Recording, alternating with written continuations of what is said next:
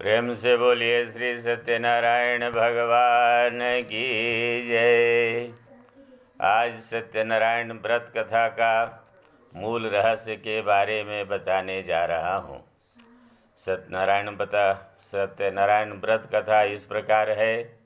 एक समय समस्त ऋषिगण नैमिषारण्य तीर्थ में श्री पुराण वेता श्री सूत जी से प्रश्न पूछा कि हे स्वामी, कौन सा व्रत या तपस्या मनुष्य के सभी मनोकामनाओं को शीघ्र पूर्ण करने वाला व्रत है या तपस्या है, इसके बारे में हम लोगों को जानने की जिज्ञासा है। हे महामुने, आप कृपा करके हमें बताइए। सूत जी ने कहा, इसी प्रकार के प्रश्न नारद जी ने भी कमलापति श्री भगवान विष्णु जी से पूछा था। उसी कथा के मैं आप लोगों के सामने प्रकट करता हूँ, ध्यान से सुनिए। सूत जी ने कहा, एक समय नारद जी लोगों पर कल्याण करने की कामना से सभी लोकों में विचरण करते हुए मृत्यु लोक में पहुँचे। यहाँ पर मृत्यु लोक में अनेक जोनि में उत्पन्न प्राणी अपने अपने कर्मों के कारण दुख भोग रहे थे। इनका दुख कैसे दूर हो, ऐसा मन में विचार करते हुए नारद जी विष्णु लोक चले गए और वहाँ श्वेत वर्ण चतुर्भुज शंख चक्र गदा पद्म वनमाला से अलंकृत देवाधिदेव भगवान श्री विष्णु को देखकर स्तुति करने लगे।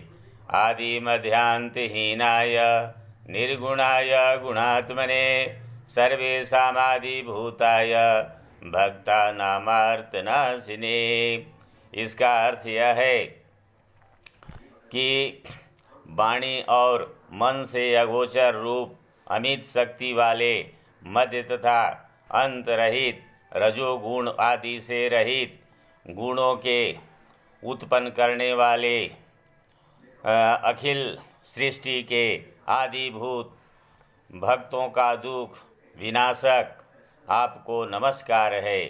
भगवान विष्णु नारद की स्तुति सुनकर प्रसन्नतापूर्वक पूछे, हे नारद, आप अपने आने का मनोरथ बताइए, आपके हर मनोरथ का उत्तर दूंगा। ऐसा सुनकर नारद जी ने भगवान विष्णु से पूछा, हे भगवान, मृत्यु लोक में संपूर्ण प्राणी अनेकानेक जोनियों में उत्पन्न होकर अपने पाप कर्मों से दुख भोग रहे हैं। कृपा करके उनके दुख निवारण का कोई सरल उपाय बताइए। श्री भगवान ने कहा, हे नारद, आपने संसार पर कृपा करने की कामना से उत्तम बात पूछी है। अभूत पुण्य को देने वाला स्वर्ग तथा मृत्युलोक में परम दुर्लभ सत्यनारायण व्रत के बारे में आपको बताता हूँ। यह सत्यनारायण व्रत विधि पूर्वक करने से प्राणी मोक्ष भी प्राप्त कर लेता है। इसलिए संपूर्ण विधान आपको इसके बारे में बताता हूँ।